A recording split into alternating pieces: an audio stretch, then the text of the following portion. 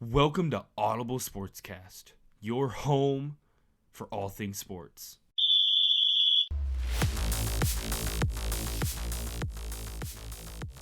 How is it going, everybody? Welcome to another episode. We have Cody and Jeff here today. How is it going, Cody?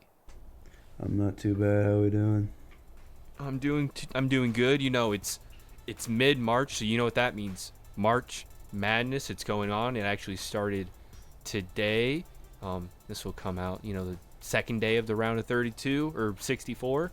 So I hope everyone's brackets aren't busted, but yours are. I think last I checked earlier in the day, only like 0.2% of brackets aren't busted. So I'm assuming that number has gotten even smaller, but hey, I hope you're enjoying the games. There's already been a couple fun finishes, some upsets, and it's just fun. It's always fun to watch March Madness. It's one of the most popular sporting events when you look at U.S. sports and things that aren't just one-day events. But we're going to talk about some different March Madness when it comes to the NFL. Started the NFL season with free agency frenzy and a little bit of just team shuffling, I guess to call it. So I think it seems fun enough, at least for my sake, to start off with something that happened about a week ago to this point, a certain trade that a lot of people have been wanting to happen and didn't expect it maybe to happen this early, but we got to talk about the Bears trade in the number one overall pick. About the trade that the Bears completely, how am I going to say it, got way more than they fleeced them. Yeah, that's what everyone's saying. I mean, when you're trading up that many, you're going from 9 to 1. It's obvious you're doing this for a quarterback, so you're gonna have to overpay. And if it doesn't work out, which there's a chance it could. I mean, no quarterback is, a guarantee nowadays, especially first overall. When you look at the last couple first overall quarterbacks, I mean, Kyler Murray, Baker Mayfield, Jared Goff. I know I'm skipping a couple, but those are the first ones to come to mind.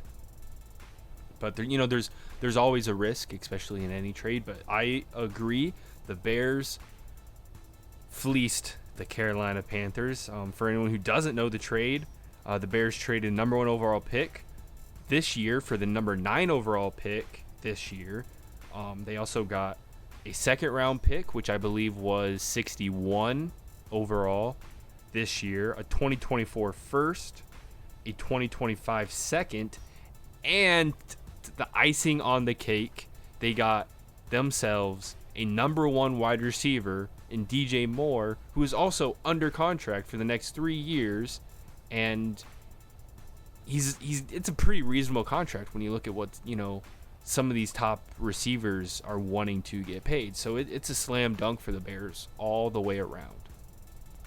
Like I said, the receiver, and you get plenty of picks that you can use to continue to develop your team around not only Justin Fields, but to add one to that defense that still has a couple holes. I'm sure we'll talk about that a little bit more in depth, but I think it's definitely a good move for the Bears. Yeah, I agree. I honestly think they might. I think they should trade back maybe one more time, just to get those a little addition, maybe another second and maybe a third, depending on how far they go back. I've ran a couple scenarios through my head for a potential trade back. I mean, obviously, with the way free agency has gone for them, they do need a right tackle. So if a guy like Paris Johnson is there, depending on how they value these, offensive tackles, take one at 9. But there is a situation where potentially either whether it's Will Levis or Anthony Richardson somehow falls to number 9, and you have a team like Washington or Tampa. They did sign Baker, but is Baker the long-term answer? Like, do you want to potentially trade up to get a quarterback? They might not have thought they had a chance for? And do you see this as a similar trade like the Bears did a couple years ago to get Justin Fields, where not only do they move back to get to whatever pick, I believe if it's Washington, it's like 17, but you get another first next year and then something like a third-round pick this year.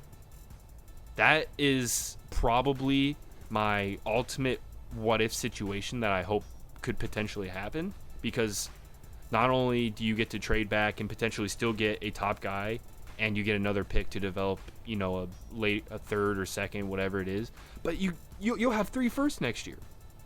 So that is heavy ammunition to, no matter what the situation is next year, to do whatever you want. Whether it's, if Justin Fields doesn't work, you can go and draft a quarterback. I'm sure you can use all 3 of those picks to trade up for number 1 if you want Caleb Williams. If you still feel like you need a wide receiver, Marvin Harrison Jr. could be a guy you take. If it's defense, the Bears can control their own destiny in so many different ways, and I just love it if something like that were to happen. And that's a big if, for one of those quarterbacks to fall, and 2, for one of those teams to want to trade up. I don't know, but I would love for that to happen. Yeah, they're definitely in the position to trade back, just get those additional pieces to fill their holes, because they definitely still have holes. For how much they've done in this short time free agency started, they still have some holes to fix. But yeah, and I mean, luckily enough, they do have 10 draft picks right now, but they still need 4 starters on the defensive line. I mean, depending on how you feel about Andrew Billings, who they signed today, but that's still, you need 2 defensive ends, 2 interior guys at least. I'd say another corner. Their secondary is still rough. Depending on how you value the offensive line, you need at least a right tackle. No matter how you value things, you need at least 1 tackle. That's what, 5, 6? That's 6 starters right there that you still need. So, I mean, a trade back to get some extra picks, to get some extra guys. I mean, I don't think they're going to make any other big splashes in free agency. I mean, there's still a couple guys at some of those positions you can take at mid-levels. I know Yannick Ngakoue, Frank Clark, some older guys they can take to maybe be a veteran presence would be nice, but I don't, see them making any big splash moves. I mean, we saw it kind of today. They went out, got Robert Tonyan. They got Donta Foreman, 2 good, solid players that can play a depth / even a starter role, depending on how the season kind of goes. I think Cole Kmet will be the starter at tight end, but Robert Tonyan can easily compete with Khalil Herbert for touches in the backfield. So I think they're just making moves to add depth to the team, and that's what you need right now. I mean, there's a reason why they were at that spot to be the first overall pick. Yeah, Justin Fields showed a lot of flashes, but the rest of the team was hot garbage. If it wasn't for Justin Fields, they probably don't win a single game, maybe. Yeah. I don't know. Really, the only bright spots was him running. We have yet to see him really throw. You can blame it on the line and the receivers, but I guess we'll have to judge it on this coming up season. Oh yeah, I mean, it seems like there shouldn't be any excuses coming up. They're giving him plenty of pass catchers. I mean, they have 3 receivers now that should be quality guys for them. They have, two proven, and 2 that are also in contract years with Chase Claypool and Darnell Mooney. And who are proven in their roles. Claypool's a pretty solid 2-3 receiver, and then Mooney should get plenty of reps in that slot, and if he doesn't, then they're just poorly utilizing him, because he can be an insane slot receiver. Oh yeah, he is a really great route runner. He can play outside, but when you have Chase Claypool and DJ Moore, who I think they complement each other really well. I mean, DJ Moore and Darnell Mooney are kind of similar and like very great route runners, great after the catch. You know, those two are very in some ways similar, but when you have another guy like Chase Claypool who has really great speed, athleticism, you know, there's a reason why he was called Mapletron his rookie year. I mean, he's from Canada, and he had very similar physical traits as Calvin Johnson. So what is he, 6'4" and ran like a 4.4. So he's fast. Yeah, and I remember watching him at Notre Dame being pretty good. Hey, speaking of Notre Dame, they do have Cole Kmet too at tight end, so a lot of pass catchers. Hopefully they go, you know, offensive line early in the draft, whether that is at number 9 or if they trade back. I think there's a good amount of offensive tackles. I think Bleacher Report said offensive tackles is the most deep position in this draft. Obviously, I mean, it's pre-draft, so all of that can maybe change once. Like, you know, you're drafting, it's never, you know, 100% certain on things, but they're in a very good spot. Do I think they're going to maybe go to the playoffs this year? That's a big TBD. I would love for them to, but there's a lot of things they as a team need to figure out before I can, you know, crown them for the North, let alone a wild card spot. But maybe they could mix into that final wild card spot, and I would love for that to happen. That'd be a good. I think they might be similar to Washington this past season, but more consistent quarterback play, I hope. We can hope. I mean, they had 3 different. Everyone's sold on Justin Fields. I like him, but I'm not completely sold on him. You have to prove to me. All he's proved to me is, yeah, he can run, which, yeah, that's great, but can you throw? I mean, he does have a cannon, but I agree. Yeah, that doesn't mean anything. I know. There needs to be consistency. Like, there isn't a lot of, you know, getting guys in the middle of the field or, you know, consistently having that time that you are just, you know, extending drives, not necessarily with your feet, but like just being able to have that consecutive passing. Like they were I don't think they were the league worst in passing, partially because Lamar Jackson was hurt and they just the Ravens could not pass the ball with Tyler Huntley, but it was for a long time record lows, and yeah, they did fix some stuff. So I mean, well, I hope he becomes that guy. We'll see. This is his year to prove it, because if not, this is potentially a really good quarterback draft class coming up, and they have at least 2 first-round picks next year. So surprisingly, that wasn't even the only exciting trade that has happened this offseason. I know we talked a lot about that one, but I think one of the better moves that might not be talked about as much as maybe it should be is Darren Waller heading to the Giants for a 3rd-round pick. Yeah, that's pretty big. Yeah, I mean, there's actually a lot of speculated drama because he just got married, and I saw that. Yeah, people believe it was Josh McDaniels' fault because he leaked that he got married, but he didn't want that to be public, like, information. Mm-hmm. So I guess that made him mad. So yeah, at the combine, he pretty much accidentally told, or quote unquote accidentally told, like, people he was getting married, and then 2 weeks later he's traded. Yeah. So that's interesting, but looking at it from the Giants' perspective, you heard it all year that Daniel Jones didn't have any weapons, yet he led them to the playoffs. Well, he just signed himself a big fat contract and now has arguably a top 3, top 5 tight end in the game. Yeah, I'm honestly surprised. I'm not surprised. I'm impressed with him, or I was impressed with him last season. Daniel Jones? Yeah, he made good decisions. I mean, he wasn't the flashiest quarterback, obviously, but he'd have 300-yard games. I mean, he wouldn't have a touchdown every game, but You just make good decisions.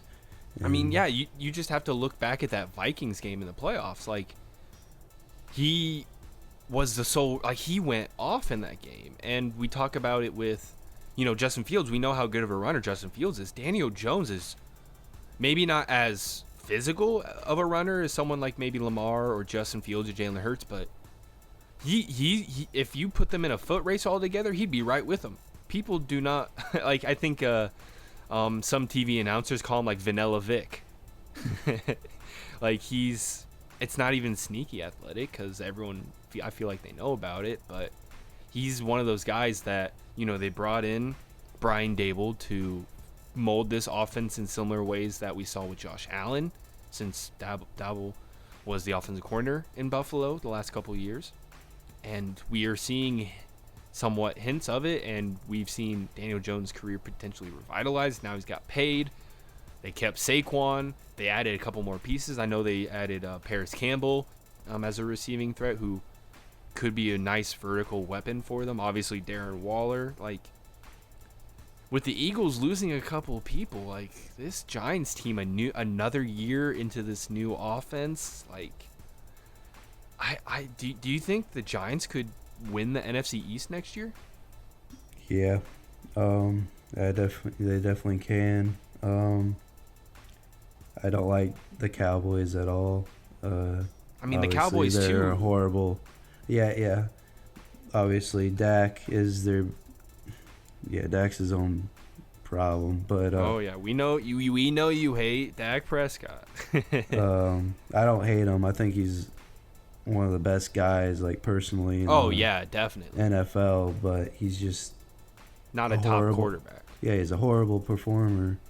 But Cowboys. I always say Dak is kind of that, like, Kirk Cousins level of type of quarterback. Like, he can win you games, but he won't win you the important ones. Yeah, exactly. I might actually like Kirk better, but that defense is still scary. Oh yeah, they just picked up Stephon Diggs. if they picked up No. Stephon Diggs, They're talking about, or he's alluding to picking him up, but that's on the other side of the ball. Stephon Gilmore for a fifth-round Gilmore. pick. I meant to say Gilmore. So pairing Stephon Diggs, his brother Trayvon Diggs, with Stephon Gilmore, and supposedly they're still in the Odell, bid to try to get Odell Beckham Jr. there, which that would be, I mean, and even if Odell is half the player he used to be, since this knee injury, like, that's still a really great wide receiver too to go with CeeDee Lamb. Obviously, I mean, right now they haven't re-signed Dalton Schultz. They cut Ezekiel Elliott, but Tony Pollard, if he can come back healthy, can be a really great RB1 and just to carry the load for them. Like, that could be a team. I mean, obviously the Cowboys are always a team to watch in the East. Eagles are an interesting one for me because they've lost a lot, but has somehow still retained a lot more than I think we expected them to this offseason. Yeah, the false story about You're not talking about Darius Slay, are you? I am talking about him. Oh yeah, they cut him to bring him back when everyone thought he was gone. I thought it was a misreport. The last I saw was they were trying to restructure his contract, and nothing could budge, so they cut him, but then brought him back pretty much on a new contract for 2 years. That's my understanding. So maybe they did get it wrong, but he's back, and that's all that matters. Right now they have they have lost Kazir White, Edwards to the Bears, Miles Sanders to the Panthers. I mean, they bring in Rashad Penny, who I think could be a really great running back for them if he can stay healthy. But I mean, C.J. Gardner Johnson is someone who played a pivotal role on that team. Can he come back? Like, he's still a free agent. I don't know what his money is looking like, but he's one of the top safeties, and we saw Jesse Bates leave the Bengals for the Falcons on a pretty fat contract. So I would assume he's looking for something similar, if I'd had to guess. But yeah, most likely. But a fun fact for everyone who wants to maybe either bet or predict the NFC East winner next year, we have not had the same team win the NFC East in back-to-back years since the Eagles did it between 2000, I believe, 2 through 2004, maybe 2001 through 2004. So that's nearly 20 years of different teams winning it every single year. Well, not the same. Obviously, there's only 4 teams in the division, but no one has won it consecutively twice in a row since the early 2000s. So can the Eagles break that? I don't think so. I mean, you also got to think they lost both of their coordinators, including the play caller of the Super Bowl that led them to Super Bowl. It's going to be tough. And Cowboys, arguably, I mean, Cowboys right now have looked to have gotten better. Giants obviously have gotten better. So it's NFC East is going to be a bloodbath. And hey, don't leave out the Washington Commanders too. I mean, if Sam Howell can turn into this guy, or like I said, they trade up for someone. I know they signed Jacoby Brissett too to compete with Sam Howell. Yeah, that don't mean a thing. It doesn't. I mean, sometimes you just need another, a guy there to light a fire under you. So maybe that's what Sam Howell needs, and he's going to be QB1 for them. I mean, that team has some weapons. I mean, they have 4 wide receivers I really like between Terry McLaurin, Jahan Dotson, Curtis Samuel. Yeah, they're one of those teams that need or should be good, but that defense has shown a lot of. I mean, they just signed Deron Payne to the largest defensive lineman contract for someone who's not named Aaron Donald. So that NFC East is going to be a bloodbath next year. I mean, it was this year in many ways, but I think it's going to be even bloodier. Hopefully they bring plenty of towels. But Minshew Mania in Indy. Oh yeah, I mean the Colts traded Stephon Gilmore to the Cowboys, so a lot of people expected maybe not to be as aggressive in offseason, and we've kind of seen that. Like, they haven't really signed a lot. They've re-signed a couple guys. Tyquan Lewis is one person that come to my name right away, but Minshew's really been their only free agency sign. Oh, Matt Gay. They signed Matt Gay, the kicker, to the largest free agent kicker contract ever, which he is a really good kicker. Yeah, it's a little crazy. I mean, but we kind of expected that. Indy, yeah, I guess Indy's had quarterback and kicker trouble since Vinatieri Luck. Yeah. So it's been like the worst part of their team dang there. I mean, obviously we know they have the 4th overall pick, and that might leave them out of a prime spot to get a quarterback worth drafting at the number 4 overall pick. I'm not really that big on Levis, and Richardson definitely needs to sit a year or two at least. Yeah. How would you? I know they need to go young, but how would you feel about offering a contract to Lamar Jackson for the Colts? It would literally just take a $200 million contract and 2 first-round picks, which, as far as I'm aware, it doesn't have to be the 4th overall. I don't know where the rules set on like what first you give, so it might have to be the 4th overall, and then your first next year. Yeah, I honestly. That could be a fun offense. I don't think. Yeah, it would, but I don't think Lamar's worth it. He's worth a lot, but I don't think he's worth a team to give that much for. You know what I mean? Oh yeah, it's tough. I mean, to give like any quarterback. I mean, other than like Patrick Mahomes, or really Patrick Mahomes would probably be the only quarterback many teams would probably say, oh yeah, we'll give you a $200 million guaranteed contract and you can take our first round picks for. And even then, I'm sure some teams would be like, I'm okay with, I don't know, whatever. So it's a tough situation to be in no matter what the team is. And that's why we're probably seeing a lot of teams who should be in the Lamar sweepstakes aren't, just because that's a rich thing to give up. a lot of people are saying, "Oh, it's only 2 first-round picks," but that's Only, on top of a fully guaranteed contract. yeah, with a lot of money. Yeah. But then again, on top of that, I just don't think the Colts are the team for him. I think the Jets are the team for him and the only team for him, in my opinion. I think the Jets would be a great landing spot for him, but it looks like the Jets have their eyes and Well, yeah, I know, but it's on Rodgers. yeah. Well, let's talk a little bit about that. Aaron Rodgers did come on Pat McAfee show and seemed to have cleared things up about the whole situation. Whether you want to believe him or not, he does say he wants to play this year and he wants to play for the Jets, and that's the only team he seems to want to play for. So that's putting the Packers in a really tough position because one, he's saying he said that the only reason the trade hasn't happened yet is because the Packers haven't agreed on any compensation for him. And reports have came out that they supposedly want a first round pick plus, maybe 2 first rounds for him. And it's a tough situation. That's just ridiculous. I would not give all that up for a quarterback that might just be like, no, I'm done. Yeah, like just walk away. You're really only guaranteed 1 year. If that. Yeah.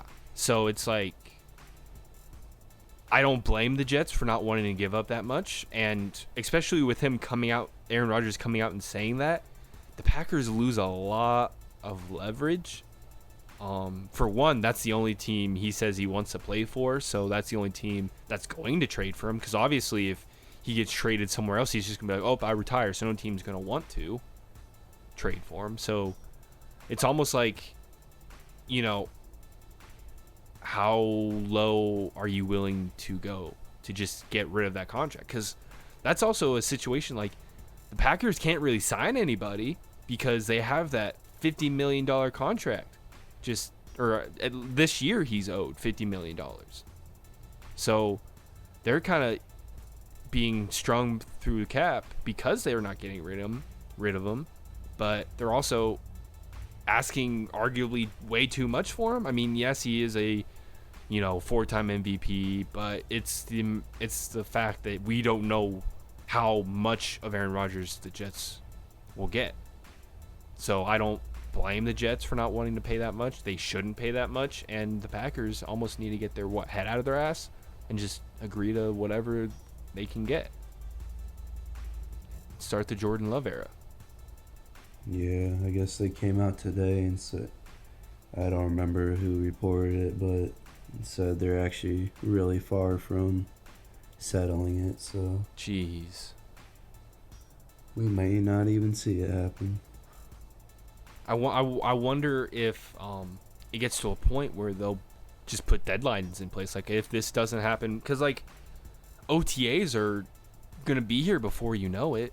Like, once you get the draft, you're going to have pretty much rookie OTAs. Then you have, like, a month or two off, and next thing you know, it's July. Like,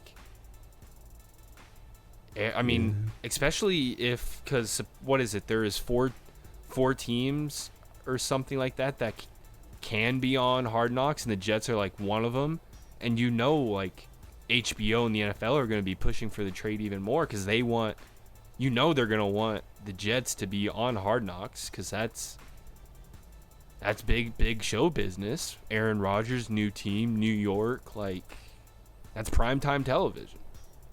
I don't know. They like the small time, no playoff teams. Yeah, I mean, I think part of the stipulation is you can't have went to the playoffs the year prior. You have to have like a newer head coach, or I don't remember what the stipulations are, but I know there's like 3 or 4 things that you have to have like had happen or not happen to be considered for Hard Knocks. And there is the in-season Hard Knocks too now, which the last 2 years they've had it, the 2 teams have not went to the playoffs, when you could argue that they should have been playoff teams. So it'll be interesting to see. Yeah, I think it's the new curse. It definitely is, and Hopefully they it'll be interesting to see what team they get this year. It feels like we might see like a Eagles or Giants. It feels like the Giants might be on the Hard Knocks. That feels like a team, the in-season Hard Knocks. I don't know why, I just thought about that. I feel like the Jags were in the playoffs. Oh, they were. I mean, I don't know. Well, I don't think you can. I think you can be in the playoffs the year prior for the in-season one. Looking back, because the Cardinals were in the playoffs the year before, and I'm pretty sure the Colts didn't make it the year. Yeah, they did. Yeah, that was Rivers. Yeah. And then they're expected to do it again, but Wentz is Week 17 against the Jags. They had to win. If they would have won, I forget who they played before the Jags, but if Raiders. They would have won that, if they would have won that game, it would have been fine. I remember because I went to the Bears-Giants game in the freezing cold snow, and you texted me that the Raiders beat the Colts, and it was a horrible game. I remember that. Yep. And then all they had to do was beat the Jags, and then Wentz, both those games, literally, like, I don't know. He's never really had an IQ for football since, I don't know, somehow magically hurting your leg prohibits you from having any IQ of football again after being in the running for MVP. His story is crazy, to say the least. Yeah. But he'll be a good backup somewhere, nothing more. Assuming that he wants to come back. I mean, I've heard reports that he might be done. We'll see. He should. If he kind of, like, we'll see. I mean, Aaron Rodgers has his, darkness retreat, and I think Carson Wentz just goes out into the woods this time of year for 24/7. So, because he's a big hunter. He's from, I think he's from like the Dakotas. Went to North Dakota State. So he's a big wilderness guy. But I got a question for you. Yeah. We see that Panthers had the first overall pick. They went out, got Andy Dalton. They could potentially draft Stroud, Richardson, Bryce Young, Will Levis, whatever. Supposedly they don't know. I hope they take Richardson, because that'd be such a. I don't know how much. You know how much say Reich has? I would assume a good amount. Yeah, I'd say. I have a very strong feeling he's gonna push for him. That also helps the Colts potentially still be able to land either Stroud or Young, depending on if a team gets to trade up to 3. But so we know the Panthers, that's their situation. They brought in a couple guys. They were very the NFC South entirely. All of those teams were in the running until pretty much week 17 to win the division. We've seen the Saints bring in Derek Carr, restructure every contract known to man on that team to fit everyone's money. They do the cap gymnastics every year. Still don't understand it. No one ever will fully understand it. But we see the Falcons. They went out, spent some big money for that defense. Jesse Bates, David Onyemata, Caden Ellis. They went out and got Taylor Heineke, too, to compete with Desmond Ridder. Potentially maybe draft a quarterback. They're not really at the best position for that. But Heineke's a very reliable backup. / even, starter if need be. We've also seen the Bucks bring back a lot of players we didn't expect them to. Levante David. They restructured plenty of contracts too. They brought in Jameel Dean back. They brought in guys some people maybe didn't expect. And they brought in Baker Mayfield. A guy I know you really love, that you expected the Bucks to bring. And that's pretty much also a sign that, hey, we're not trying to lose out. We're bringing our guys back. We feel that we can still win this division, even with Baker Mayfield at quarterback.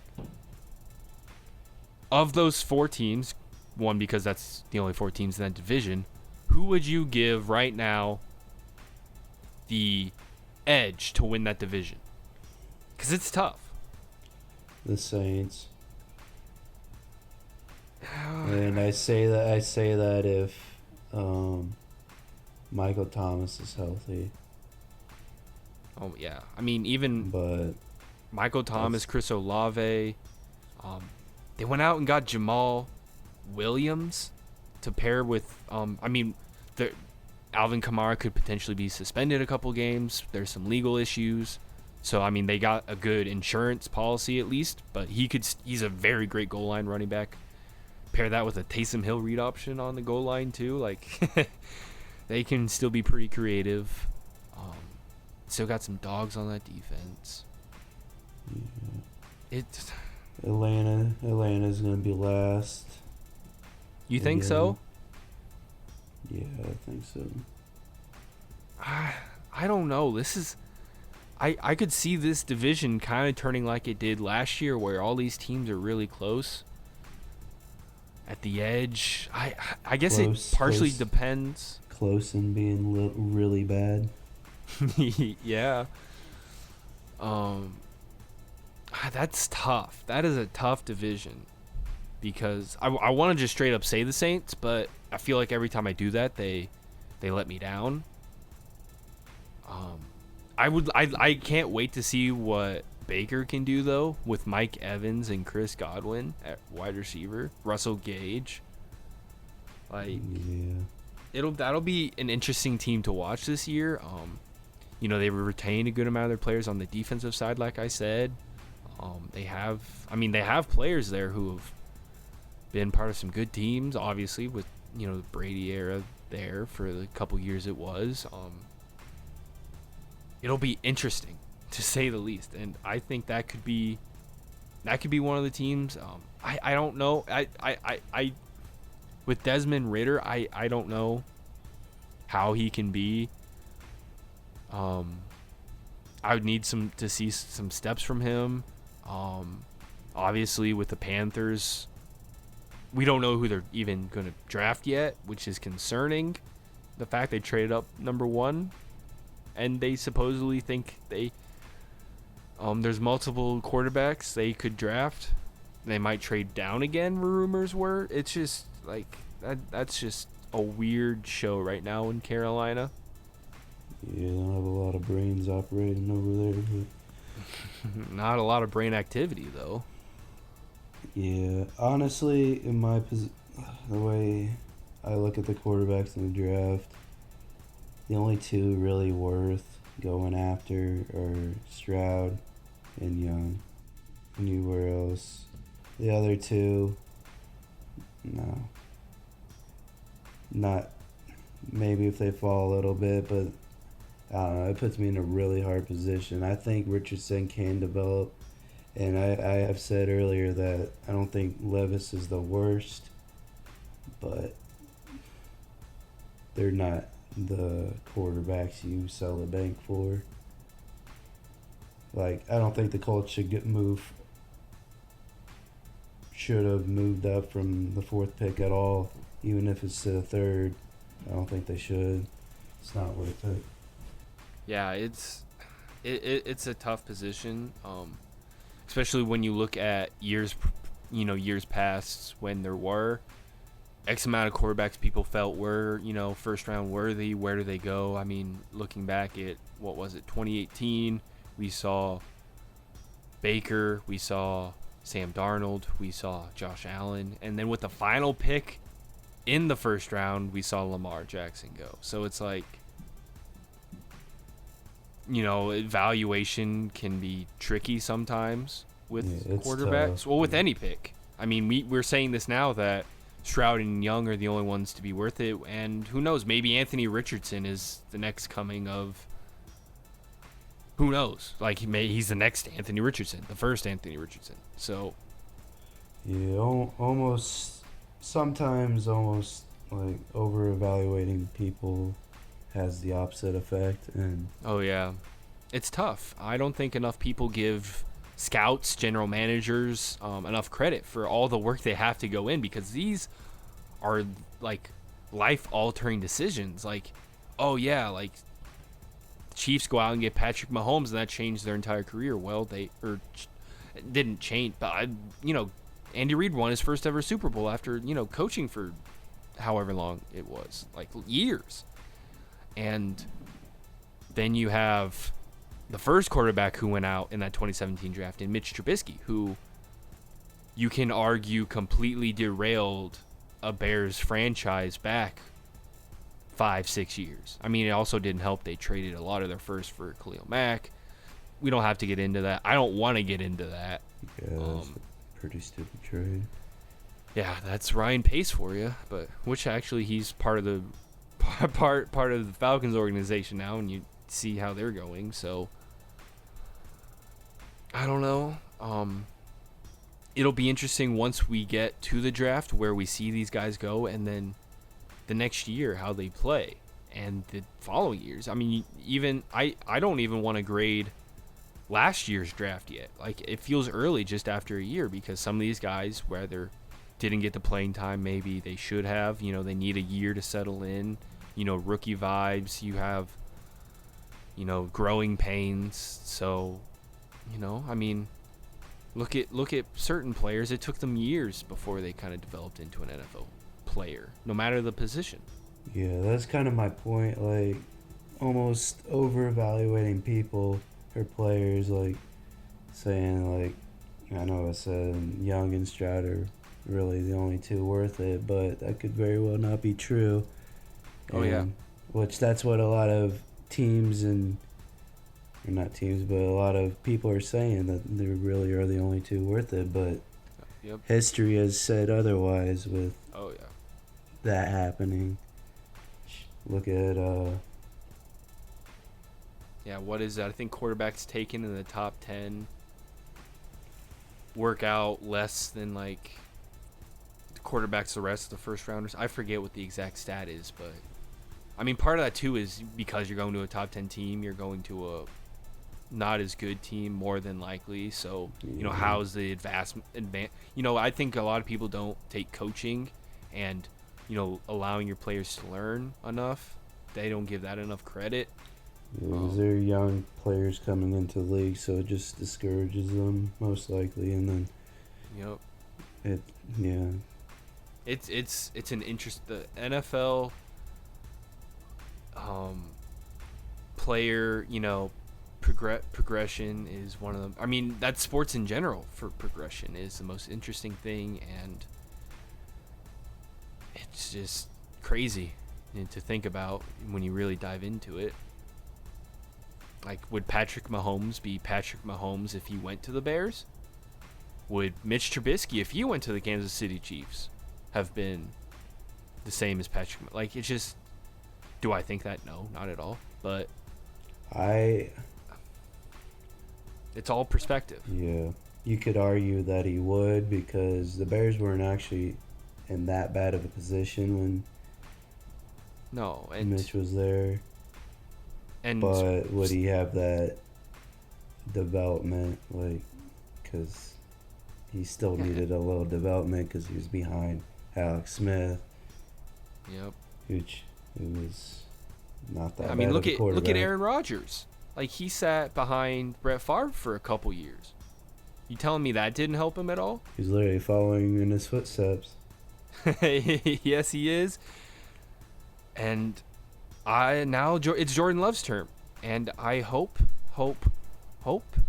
they don't make it 3 in a row. As the Bears fan in me, it'd be cool to have 3 Hall of Fame quarterbacks and you only win 3 Super Bowls. I'm assuming if it goes down the same path, Jordan Love, if he is a Hall of Fame quarterback, will only win 1.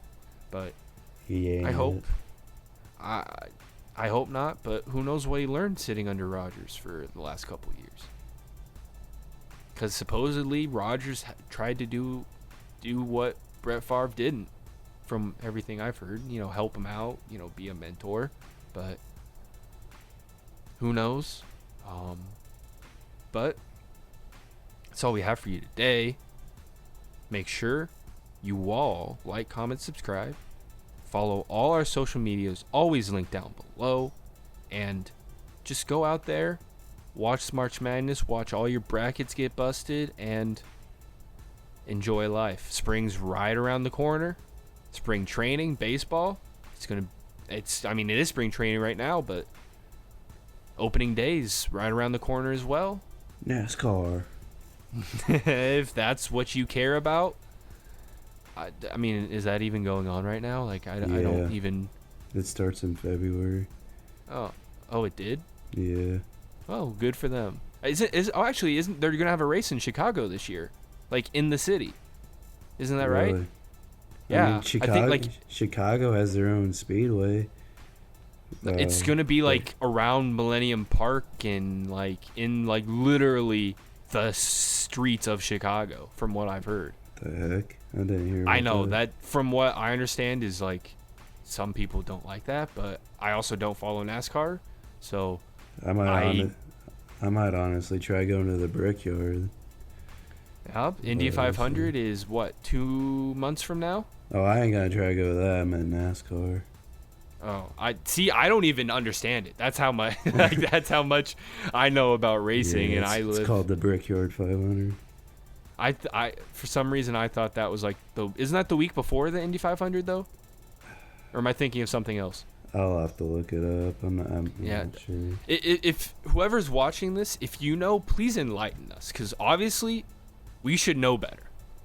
We're Audible Sports, not Audible Football, which actually that does sound good. Maybe we should change some stuff up. But hey, have a good weekend, everybody. Catch you later. Thanks for listening to Audible Sportscast, your home for all things sports.